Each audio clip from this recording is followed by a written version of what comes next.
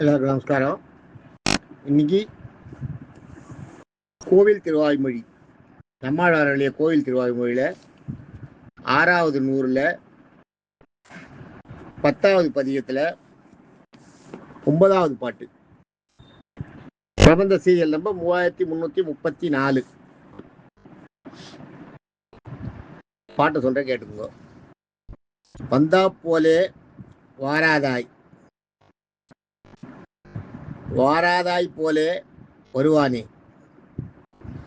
செந்தாமரை கண் செங்கனிவாய் நாள்தோள் அமுதே, எனது உயிரே, சிந்தாமணிகள்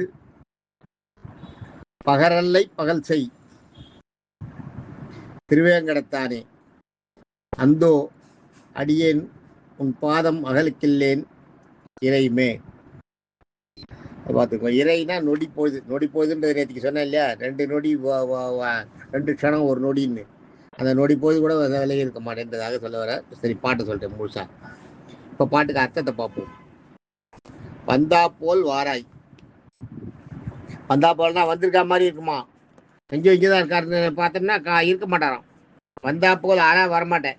வந்தா போல் வாராய், இருக்க மாட்டேன்.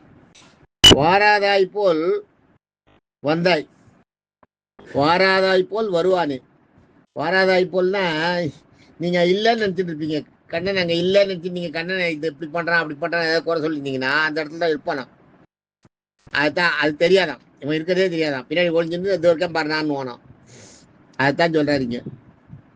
வந்தா போல் வாராய், வாராதாய் போல் வருவானே. வந்திருக்கேன்னு வந்திருக்கேன்னு நினைச்சிட்டு போ, வந்திருக்க மாட்டேன். ஆனா நீ இல்லைன்னு நினைச்சு நீ ஏதாவது பேசுவோம், அங்க நீ இருப்ப. அதுதான் சொல்ற. செந்தாமரை கண், செந்தாமரை, தாமரையில சிகப்பு தாமரை ஒஸ்தி. செந்தாமரை அந்த மாதிரி தாமரை, சிகப்பு தாமரை போன்ற கண்கள், செந்தாமரை கண். செங்கனிவாய், செங்கனின்னா சிவந்த, கனினாலே கோவை பழம் தான் வச்சுக்கோங்க. நம்ம பாடல்கள்ல ஆச்சாரியர்கள் யூஸ் பண்ணியிருக்கிறது, ஆழ்வார்கள் யூஸ் பண்ணியிருக்கிறது. கனின்னா கோவைப்பழம். கனின்றதே கோவைப்பழம் தான். வேற ஏதாவது பழங்களை சொல்லணும்னா அந்த பழத்தை குறிப்பிட்டு சொல்லுவாங்க. வெறும் கனின்னு சொன்னா கோவைப்பழம் தான். செங்கனி வாய், கோவை பழம் போன்ற சிகப்பான வாய், இந்த வாயை உடையவனே. நாள்தோள், நாள்தோள் தான் 4, நாள்ன்றது 4, தோள்ன்றது தோள்கள். 4 தோள்களை தோள்களுக்குரிய கைகளை உடையவனேன்னு அர்த்தம். இந்த இடத்துல ஆக்சுவலா கைகள் தான், கைகளை மென்ஷன் பண்றது தான் தோள்ன்றவர். 4 தோள்களுக்குரிய, 4 தோள்களுக்கு உரிய கைகளை உடையவனேன்னு அர்த்தம். அதான் நாள்தோள் அமுதே. அமுதேன்னா எவ்வளவு சாப்பிட்டாலும் திகட்டாத அமுதே அப்படின்றது. எவ்வளவு சாப்பிட்டாலும் திகட்டாத அமுதே, என் உயிரே, என்னோட உயிரை போன்றவனே. சிந்தாமணிகள், சிந்தாமணின்றது என்னன்னா, அந்த சிந்தாமணின்றது ஒரு கல்லு. அதுக்கு என்னன்னா, நம்ம சிந்தையில என்னென்ன தோன்றதோ அதையெல்லாம் கொடுக்குமோ. அதனாலதான் சிந்தாமணின்னு பேர். அதுக்கு பேரே சிந்தாமணின்னு பேர் வரதுக்கு காரணமே நம்ம எண்ணத்துல, நம்ம மனசுல என்னென்ன தோன்றதோ அதையெல்லாம் கொடுக்குமா. அதான் சிந்தாமணி என்றது சிந்தையில் தோன்றுவதை உடனே அளிக்கும் வல்லமை பொருந்திய மணி. அதை வச்சுக்கோங்க. அதான் நீங்க மனசுல என்ன நினைக்கிறீங்களோ அதை கொண்டு கொடுக்குமா. அதான் சிந்தாமணிகள். அதை சொல்றாரு. அந்த சிந்தாமணிகள் பகர், பகர்னா அதனோட ஒளி, அந்த கல்லோட ஒளிகள். பகர். அல், அல்லுனா இரவு, அல்லுனா இரவு. பகர் சிந்தாமணிகள் அளிக்கின்ற ஒளியானது அல், இரவு பொழுதானது. இரவு பொழுதுல அல், அல்லை, அந்த இரவை பகல் செய், அந்த இரவை பகலாக்குகிறதாம். எது? சிந்தாமணி கல் இருக்கே, அந்த கல் இருக்க ஒளி செய்யும் பகல் செய் திருவேங்கடத்தானே. சிந்தாமணி கல்லில் உள்ள அந்த கல்லோட ஒளியானது இரவை பகலாக்குகின்ற, அந்த இரவு பொழுதை கூட பகலாக ஆக்குகின்ற அந்த அளவுக்கு ஒளி பொருந்தியதான், ஒளி பொருந்திய திருவேங்கடத்தானே அப்படின்னு சொல்றாரு இந்த இடத்துல. திருவேங்கட பெருமாள் அந்த மாதிரி சொல்றது. சிந்தாமணியில இருக்க கல்லில் இருக்க ஒளியானது எப்படி இருட்ட பகலாக்குமோ அதுபோல ஒரு ஒளியை உடையவனே அப்படின்னு திருவேங்கட பெருமாள் சொல்றார். திருவேங்கடத்தானே. அந்தோ, அந்தோ, அந்தோன்றது இந்த இடத்துல ஒரு உப சொல்லுது. அதுக்கு அர்த்தம்னு கிடையாது. அந்தோன்னா ஐயோன்னு சொல்லணும், ஐயோன்னு சொல்லக்கூடாது.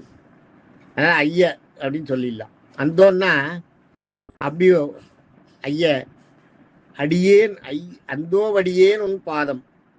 அந்தோ அடியேன்றத அந்தோ அடியேன் உன் பாதம் அப்படி பிரிச்சுக்கலாம். அந்தோ அடியேன் உன் பாதம்னு இருக்கும். அதுல அந்தோ அடியேன் உன் பாதம்னு பிரிச்சுக்கணும். ஐயா அடியேன் நான் உன் பாதம், உன்னுடைய பாதம் அகலக்கு இல்லேன், பாதத்தை விட்டு போக மாட்டேன். அகலக்கு இல்லேன், அகல இல்லேன் அப்படின்னு அர்த்தம். அகலக்கு இல்லைன்றது அகல்வதற்கு இல்லை, அகல மாட்டேன்னு அர்த்தம். அகலக்கு இல்லேன் இறையுமே. இறைன்றது என்னன்னா, ஆக்சுவலா இறைனா ஒரு நொடி. ஒரு நொடிங்கிறது நேற்று பார்த்தோம் இல்லையா, 2 க்ஷணம் ஒரு நொடி, 2 நொடி ஒரு வினாடி. அந்த ஒரு வினாடியில பாதி நேரம் கூட அப்படின்ற அந்த ஒரு சிட்டிக்க போடுற நேரத்தில் பாதி டைம் கூட நான் உன்னை விட்டு பிரிஞ்சிருக்க மாட்டேன் அப்படின்னு சொல்றாரு. ரொம்ப அருமையானது. இறைமைன்றது வந்து அருமையானது.